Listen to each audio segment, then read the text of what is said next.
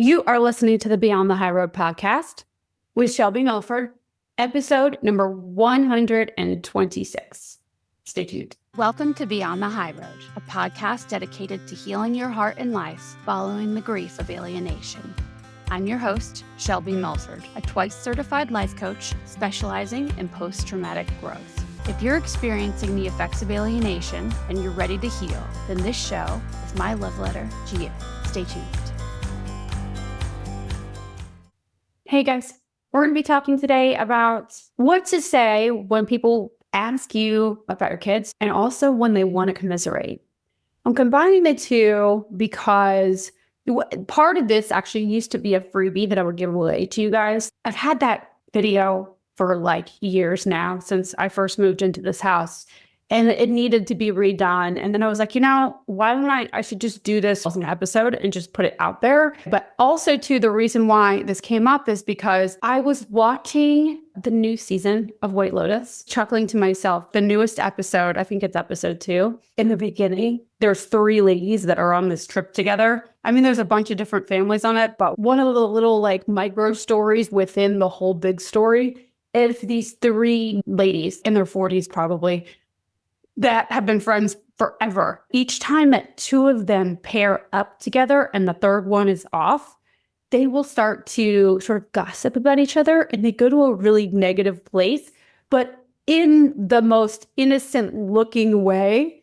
If you've seen the episode, you know what I'm getting at, but I was laughing while I was watching it because I was like, gosh, this reminds me of back in the day when people would call me up wanting to talk about the negativity, the ickiness of what had happened, my ex and his wife, where they would see them and all the things. And it would always start out so similar to how they were doing it on the show. It's sneaky the way that conversations like that start. So it got me thinking, about doing this episode. And actually, like a year and a half ago, I recorded a What to Say When They Want to Commiserate episode. And I don't know what happened to it. I lost it or whatever. And I started to look for it today because I never released it, And then I was like, no, I'll just redo the whole thing. It's fine. It's not a big deal. So that's what I'm going to do today. So first, we're going to talk about what to say when they ask about your kids. And then we'll move on to the commiserate part of it. Okay, so with the first one, with when they ask about your kids, this one I'm going to be a little bit more general with, a little bit more brief, and I'm going to give you the 1, 2, 3 steps, and assume that the people that are asking have no ill will, and it's just people in passing, more like acquaintances, and you can tailor it to your own needs. The second part of this episode, when I'm talking about when they want to commiserate, I'm going to get a little more detailed with it, but I just want you to make this your own. Of course, keep what you like and leave the rest. But right now, just know that the person I have in mind that you would be saying this to would be somebody like a neighbor or a teacher, an old teacher of theirs, or just somebody, an acquaintance, somebody that you knew in exercise class or whatever. And then we'll go further from there, okay? So this is just basically to the general public. But when you are just coming out of a situation, like when it's maybe you just gotten out of all the court stuff and it's just messy and you feel worn down, broken, also trying to heal yourself and get out of the hell that you're experiencing, you feel locked, like how I felt, like in the bottom of a pit with no exit doors. If you're there and you've been avoiding going to the grocery store, you've been avoiding going to populated places where you might run into those kinds of people, then this is what I want you to practice. This little 3-step process is what I want you to practice ahead of time so that you have it down pat for when you do go into those situations. And you'll hear in a little bit, I'm going to have you, I really ideally want you to practice it to people, but we'll talk about that in a minute. So right now you're in the position where you are fully isolating, hat on, head down, trying to get from one place to the other because you don't want to be in the position where anybody has stopped you like deer in headlights and you have to explain to them what's going on because it feels daunting at the very least. You may go into a full-on stress response. You don't know what to say. When you do say something, most of the time it's like, diarrhea of the mouth, which I hate that visual. Actually, I hate when that term is used, but I don't know how else to say it. It's like actually the most descriptive, accurate way to say it. But when you leave the conversation after talking with somebody who just asked you a simple question about like, how's it going? Is everything okay with you? And when you leave with your hand to your forehead and you're like, oh my gosh, I just said so much. Like I overshared, even have maybe like the urge to like text them or follow up with an email to over explain even more. Do you know what I'm talking about? Either that or you're just shaming yourself for saying what you said and you want to go crawl into a hole somewhere, right? So what you want to do is formulate 1 to 2 sentences. Let's say somebody comes up to you, Tom or Susie comes up to you in the store, right? And says, hey, how's everything going with you? Maybe they slightly know something's going on. How are your kids? This is where you want to come up with 1 to 2 sentences per kid, or maybe like 3 sentences total if you've got 2 kids or more. And you say, kid A and kid B are doing great, or maybe they're not doing great. It's fine to say that too. Be honest, direct, succinct. Kid A is in gymnastics, kid B is in baseball. They're doing all right. And the next sentence, just 1 sentence, is about the situation on the whole. This is not how I planned for things to go, but we're still figuring it out. That's the best way I've found to say it. That feels good to me because it also can be true no matter how far into the situation of alienation you are. We're still figuring it out. I'm still figuring it out. I'm learning how to navigate this. However, be true and honest with your sentiment, but also you don't need to overshare any information. Like I said, kid A is in gymnastics. She's doing well. Kid B is in baseball. Just hit 2 home runs last week. Or he's not the best at baseball, but he really loves it. Whatever it is, And then as for this whole situation, it's definitely not how I planned for it to be, but I'm learning how to navigate it to the best of my ability. End it there. You just stop talking. This is the hardest part of it because most of us want to we feel the silence and they're just looking at you, whether they're looking at you puzzled or they're wanting more information or they want to do what I'm getting ready to talk about is commiserate with you. There'll still be that dead silence or the look in their eye. It's uncomfortable at first. Because you want to over-explain because in your mind, what are they thinking right now? They're judging me. They're thinking I'm a bad parent. They're blaming me on the inside. All of the things. Let them. Let them think. Let them blame. Let them judge. Let them want more. Whatever it is, let them do that. That's the hardest part. Just let them do that. You've provided all of the information that is necessary for you at that moment, and that is enough. And then you can move forward. And I tell you what, every time I've used this method, which is so simple, 1 to 2 sentences about your kid, 1 sentence about the situation overall, and end it, then there's nothing else. You don't walk away feeling like, oh, creepy. You know what I'm saying? Which always used to happen before I used this little method. Always. I always felt not enough. And there was a shame cycle and it was just awful. And I was always like, it's almost like when you've had too much to drink, like the night before and the next day you're like, oh my God, what did I say? It's the same thing with us. But before you actually go out there and use this on people, you want to practice at home. You want to practice when you're driving in your car. You want to practice when you're doing your dishes. You want to practice when you're on the treadmill, when you're lifting weights. I don't care. You want to know that short paragraph that you've concocted like you're reciting your name. You want to know it backwards and forwards until it feels comfortable, real, and well, hopefully it should be true for you, but feels like you're putting on an old glove. And then once you get there, which doesn't really take long, you could probably do it over the weekend if you were diligent about it. And then you want to go use it on people. So you want to seek people out. I would start with the people that you don't really have a stake in it with. You could go to a bar somewhere and just recite it on these people that you don't know. I mean, I wouldn't get sloshed into it because that would defeat the whole purpose. But, just somewhere where the stakes are a little bit lower. Start practicing it, getting those under your belt, and then you can start using it with the people that are closer to you that you care more about, or that are in your neighborhood or the teachers or what have you. The practice part of it is so important, and doing it in front of a live audience that isn't you and your dog sitting on the couch watching you.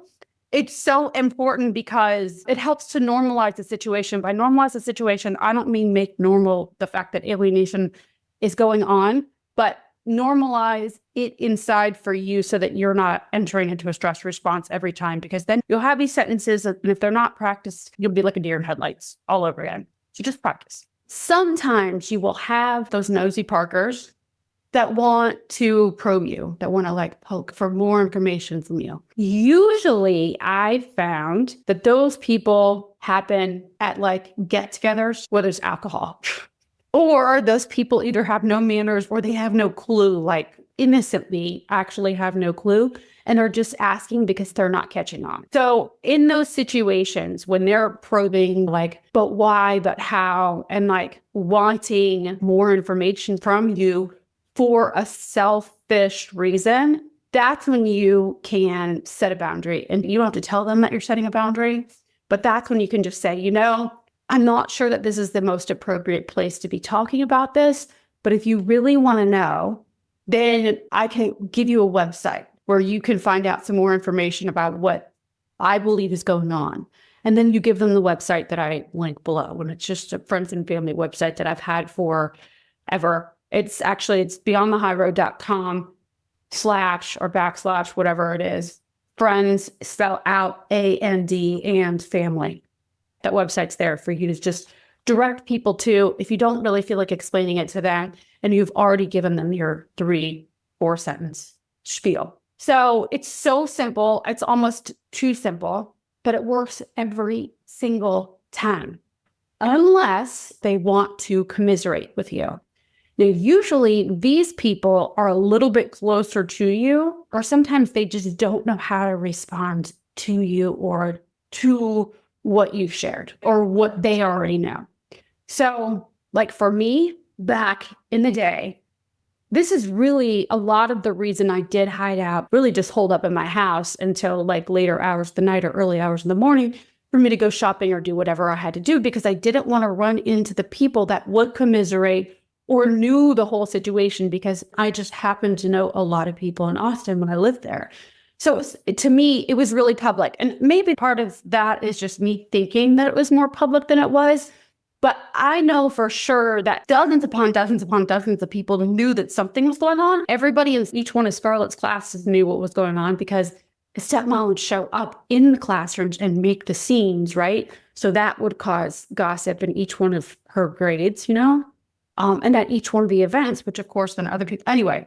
So there was that. And then I also worked at a Lifetime Fitness there. And that was like so many people. And I taught so many different classes, and they would come into my work. It was public, right? It was embarrassing. And it was, of course, shameful. It felt awful. And so I asked. And so eventually calls would start to trickle in. And usually it was those closer to me, right? Like I had one of my really good friends, our kids were 6 days apart, born 6 days apart. And we spent all of the early infancy days with each other, going to mom's day out movies and all the things, right? Together. And so she would call me, every so often. And her way in was usually like I was just talking about with White Lotus. She would say, "You will never guess who I saw this week and what they were doing at the baseball field." Or, "Oh, I saw such and such and they were doing the craziest things," It was like bait.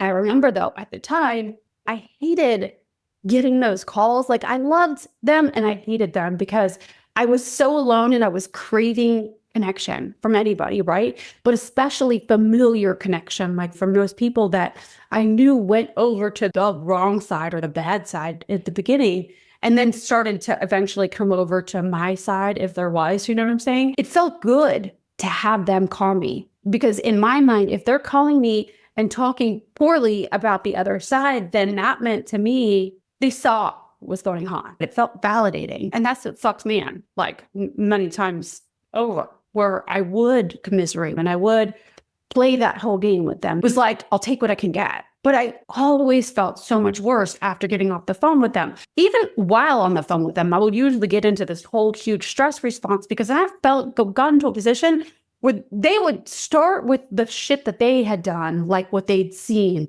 Oh, I saw the stepmom yelling at Scarlett out somewhere. But then the whole conversation would somehow, I don't know if that was my doing or theirs, it doesn't matter, but would somehow turn out to be about like me explaining myself away about why I did or didn't do what I did.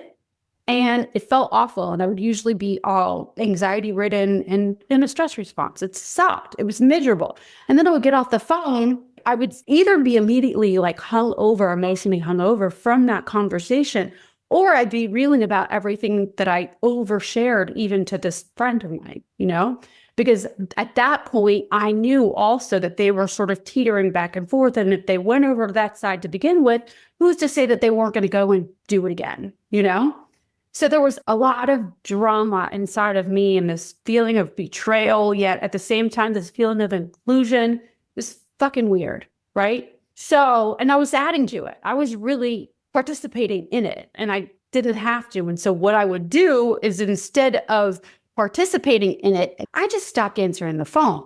And so then I went into full hiding for a long period of time, which was also not good. But it felt so good to get calls from those people because I felt so alone and I was already so fucking miserable, because I was just as you guys, I'm saying this, talking about me in this way, hoping that you guys can relate. But anyway, as far as the other people are concerned, the people that want to commiserate, there are a few different types. You have her name is Melissa, or Katie, who's the other girl. You have your Melissas and Katies who call you to say, hey, you'll never guess who I saw at the baseball fields or at the gymnastics competition this weekend. Or your family, the people that you love so much. And family usually wants to take care of us. And so they will really want to commiserate with you, especially if that's just what your family is like. If they more veer towards the negative side of things and finding what's wrong with the picture, then this could be a thing for you. And so you might feel obligated to join in on the commiseration with them because it's an expectation on their side. So you feel that you should live up to that expectation. Does that make sense? We don't think of it like this, but it's like even with the other people, with our once friends or acquaintances or whatever they are, it's a people-pleasing tendency that we all have because we're feeling the support, and support has been sparse thus far. And so when we start to get it, we're not going to be choosy. We then trade our own happiness for the discomfort of their negativity. Does that make sense? And the other type of people that do this, that want to commiserate with you, are usually the people that I'm really not going to address today. And those are the negative people that have some other sort of motive. I'm not going to really address them today because that's a boundary that you could place for yourself with people like that, right? People that have a different agenda or motive. And those kinds of people, I just suggest that if you don't like the way that you feel around people that want things from you or want to set little bombs to set off in your life, why be with them? Why hang out with them? But anyway, as far as they're concerned, your family, friends, acquaintances, they usually don't have a bad intention, but they often just don't know how else to approach you. They don't know where their in is or how they can open up a conversation with you because they know that shit has gone down. They know that life has blown up for you. It's almost like socially, when alienation happens, it's like, how do we relate to all the people we once related to with? And they're thinking really the same about you.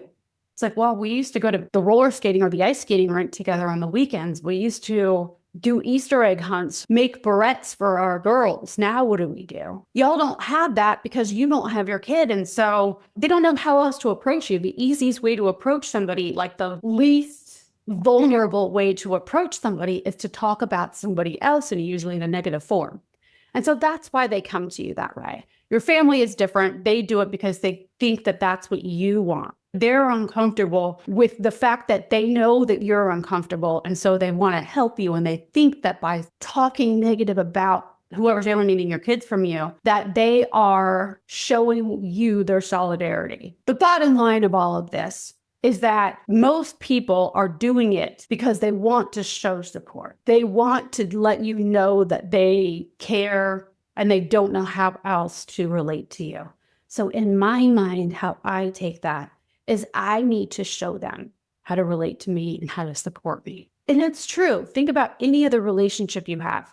It's sort of the same thing like with your romantic partner. Unless you tell them what you want, they'll never really know. It's just guesswork, right? They could be doing all the wrong things and it could ruin y'all's relationship until you start telling somebody else how to support you or how to make you happy or whatever it is, right? It's the same here. If they come to you with the negative information and it's not working for you and you don't feel supported, then it's really on you to let them know if you value the relationship and you want it to continue. Do you know what I'm saying? Okay. So, and I always do too think it's really helpful to consider where they are coming from, not because it's our responsibility to care for their side. They can take care of themselves. But for me, I like to come from a place of understanding and compassion for the people on the other side. Oh, it's not their fault that you're going through this, nor is it your fault, but it makes sense that they don't understand how to relate with you now. They knew the old rules, and now these are new rules that everybody's learning together. So it's nice to just be like, all right, they don't know what they're doing. When I started to go into my whole healing process, right, and doing all the work that I talk about here, I stopped focusing so much on the things that happened that I can't change, like all the past events and all the ways that the other people are acting, right? And namely, the alienating parents, both the stepmom and my daughter's father. I couldn't change that. I can't change them. So me focusing on how they're doing, giving my energy over to what's going on in their minds, as you guys know, is just pointless and it's so taxing. I had to learn how to coach myself and retrain my brain to focus on things that mattered to me, that really mattered, somewhere where I could make a difference. I can't make a difference in my own past, in any past. I can't go and change those things. I can learn from those things and do different moving forward. And that is where I like to place my attention. So commiserating sucks. It doesn't do anything for you, right? Because most of the time we're going and we're looking at how other people are behaving and gossiping about it, talking shit. I can't believe they did that to you. Why do you think that they do this? Who do they think they are? Blah, blah, blah, blah, blah, blah. I had a neighbor too back at the house on the hill. She would drink a lot, probe for information. She didn't know me before I moved into that house, but she could not understand why a mom would be without her kid. And so she would always try to poke and prod and get answers from me. Used to drive me crazy. I just can't understand why that would happen to anybody. So I've had to draw a boundary with her, where I just refuse to talk about any of the specifics of my situation with her. Not in a mean way. I said it coming from love because defensively, it's only going to cause her to probe more. But anyway, so the reason why for me, I know that I joined in on the commiseration, like I said, was mostly because it felt good to get the support. It felt validating.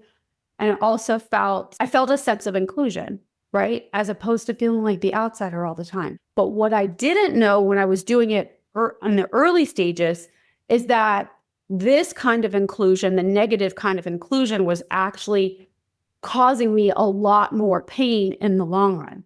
Back in the early days, it was much easier for me to go in the negative because, before I started my healing process, going to the negative was just all I knew. I thought that by going to the negative that I was helping myself to process through that negative, but actually I was just only keeping myself stuck, sort of like in a glitch of negativity, because I just kept repeating and talking, finding other people. I wasn't seeking them out always. Sometimes, like I said, they were trickling in, coming to me, and only solidifying my negative beliefs about them and about my whole situation. But that kept me in this place of victimization even more. Like, see, look at how many other people are calling me up and volunteering that I got the raw end of the deal and this shouldn't be happening to me. And though that felt good for a very short period of time, it also felt really defeating because look, everybody else believes that this is a fucking disaster too. And so then I would just focus on that. And it kept me, like I said, in a glitch. I couldn't do anything from that point.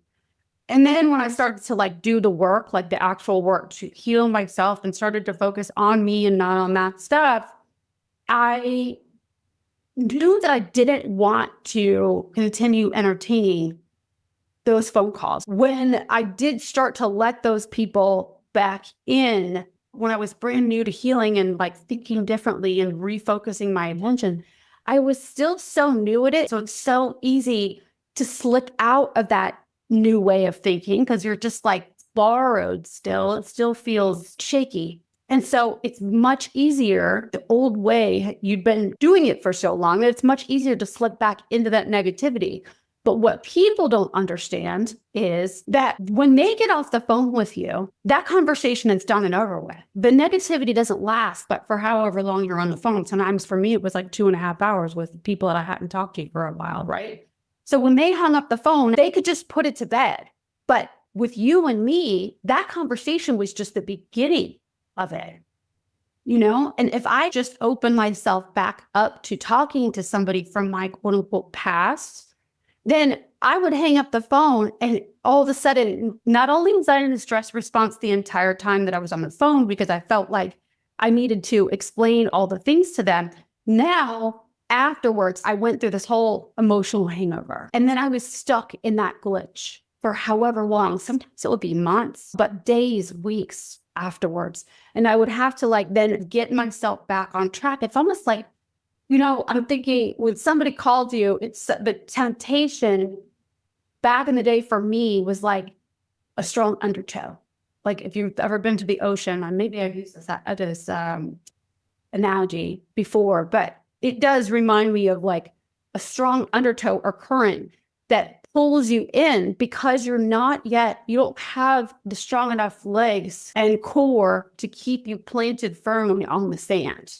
And so when you get sucked in, you get tousled around and sometimes you're stuck in that current for a long time. And then when you finally crawl your way out, if you're able to, you're exhausted, right? You're like laid up, face down in the sand.